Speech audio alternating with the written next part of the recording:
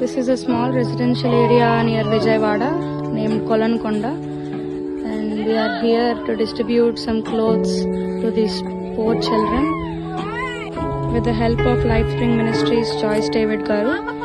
We are able to distribute some clothes here to these poor children. You can see how people are living here in small huts.